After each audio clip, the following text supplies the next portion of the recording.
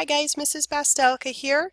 This screencast is covering refutations. This is our fourth and last screencast in our study of how to write good argument essays for the AP. This presentation was originally delivered in class on Tuesday, April 21st, and it was recorded and posted to my website on the same day. So we're going to talk about refutations and how explaining and responding to your opponents can actually help support your claim. Let's start by talking about a counterargument. Now, you're familiar with the counterargument from your study of the classical model of argumentation. Counter means against, and you know argument. A counterargument is basically the argument that could be made to directly oppose your own claim.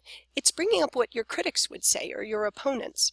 It's usually based on different major and minor premises, and that's where, when you respond to it, you're really going to want to go in order to come up with your refutation.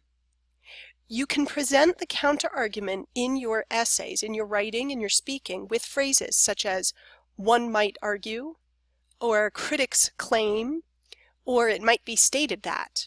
Now notice, one and critics, that's kind of generic, kind of general. It's always better to be more specific. So in my next slide here, when I give you an example of a counter-argument, I'm going to give you a particular critic, a particular kind of person that would have an opposing view of my claim. Now we're coming back to this same claim that I've used in my previous screencasts, that all schoolwork should relate to real life in order to keep students or kids focused and learning. Now, what might be a group of people that would disagree with this claim, that would respond in the negative to this claim? You probably guessed it, teachers. Many teachers would probably argue that not all schoolwork can relate directly to real life. These teachers could use the example of using a computer to complete the park exam. That's not directly relatable to real life, they might say. Teachers still need to do some instruction on how to use the computer for the park and explain how the computer students can successfully complete the park using this new software. So I can think of many teachers, myself included, who might make this argument that not everything studied in school is going to be directly related to real life. Now, a refutation. A refutation is the writer's direct response to that counterargument. So in a second, I'm going to give you a sample refutation to the counterargument, to those teachers who say that, well, not every lesson can relate to real life. Refutations should include additional evidence and warrants, so you want to make sure that you're providing those subjective or objective examples in your refutation, as well as a warrant or explanation of how your evidence supports your claim.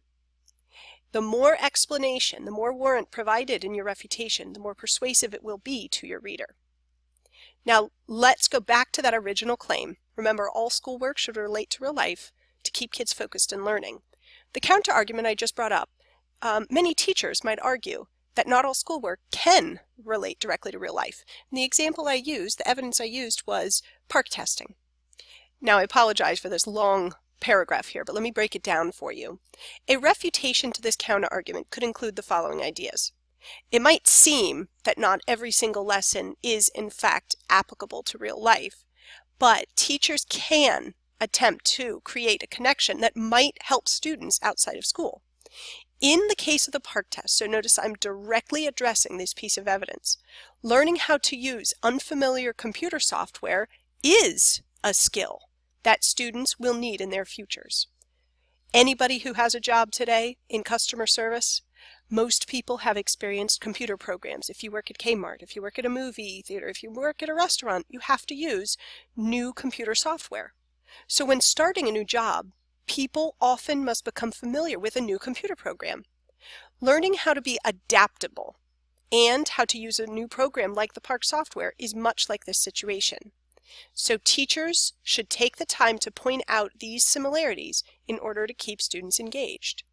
So my refutation here is responding to that counterargument by saying teachers, in order to keep their kids focused, should make a connection to something like a job that a student might have, as I mentioned before, at a restaurant, a movie theater, a store. and talk about how it's the adaptability one needs to do well in the park software that one will also need to do well at a future job. So this is a specific example of a refutation. Now you might be wondering, how do I create a counterargument in my writing? You should ask yourself, what kinds of alternative major or minor premises might exist? Remember, a major premise is one that most people can agree with. Most people. There are always alternative major premises for you to consider. You should also ask yourself the trusty questions of why and how. Why and how these major premises are established will help you figure out what people who disagree with you think and why. Also, consider alternate connotations for the definitions of important words. In the example of one of the prompts that talks about adversity, the word adversity can be interpreted in many different ways. There's personal adversity, there is the adversity your family faces, there's adversity that a country faces, there's adversity that we face as humankind. So alternate connotations for the definition of words in the prompt could be used to come up with a counterargument. If all else fails, remember To Kill a Mockingbird.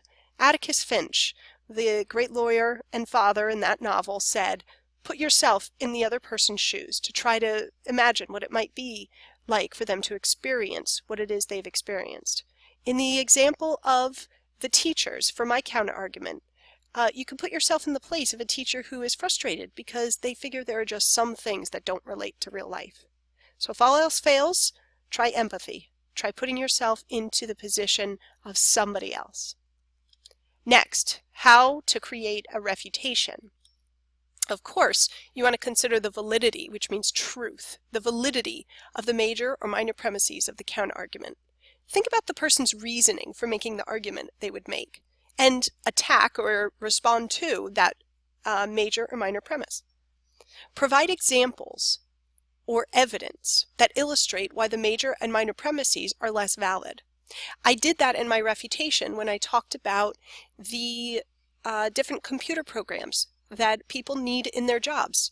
Remember, if you work in a restaurant, if you work at a movie theater, if you work at pretty much any store, you're going to need to learn a new computer program. Well, that relates to the skill of being adaptable and learning a new the PARC program.